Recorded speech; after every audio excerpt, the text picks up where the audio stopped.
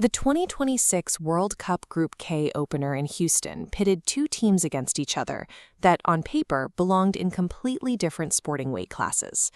For the Democratic Republic of Congo, simply stepping onto the pitch was a milestone. Their last World Cup appearance was a 3-0 loss to Brazil back in 1974, when the nation was known as Zaire. Portugal, conversely, arrived as a perennial European powerhouse. This is their 9th World Cup appearance, having successfully navigated to the knockout stages in 4 of their last 5 tournaments. But all eyes were fixed on one player. At 41 years old, Cristiano Ronaldo was leading his country into a record-breaking 6th World Cup.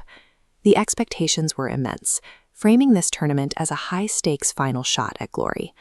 The pressure was heavily compounded by his eternal rival, Lionel Messi, who had just opened his own 2026 campaign by scoring a hat-trick for Argentina and breaking multiple records. When the whistle blew in Houston, the match seemed ready to follow the expected script. Portugal struck almost immediately, with João Neves heading home a goal just 5 minutes in. But the early lead didn't lead to the expected route. Over the next 85 minutes, the statistics would begin to drift away from the favorites, as the underdog found ways to stall the Portuguese attack.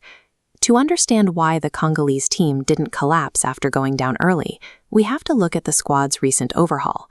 Appointed in 2022, head coach Sébastien Desabre systematically restructured the team's tactical identity.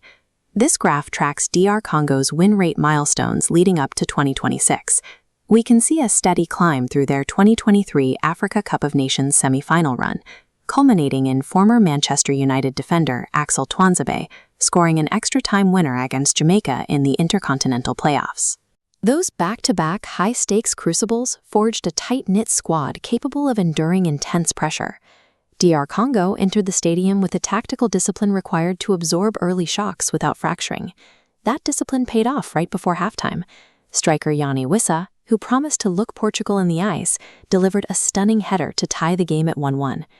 The second half saw Roberto Martinez's men dominate possession, controlling the ball for long stretches, but entirely failing to break through the Congolese defensive lines. The central friction lay in the Portuguese dugout. Manager Martinez remained stubbornly loyal to his captain, keeping a visibly frustrated Ronaldo on the pitch for the full 90 minutes. This pitch map plots Ronaldo's 10 shot attempts, yielding 0 goals against the Leopards. Because the offense repeatedly force-fed the ball into this single, heavily guarded central location, Portugal's attack became highly predictable. Controlling the ball yields very little if your tactical system is built around a primary target who is no longer physically able to convert the required volume of chances.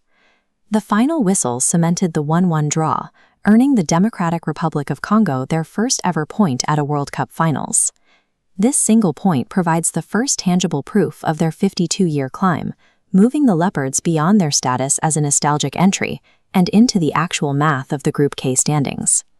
Meanwhile, the immediate fallout for Portugal involves intense media scrutiny firmly directed at Roberto Martinez. The draw highlights the danger of a national team prioritizing the legacy and status of a single superstar over the fluid, dynamic needs of modern tournament football. We are left looking at 2 very different trajectories, a hungry, ascending collective on one side and a rigid, stagnant hierarchy on the other. 90 minutes in Houston proved that historical reputation and past achievements cannot outplay present-day resilience on the pitch.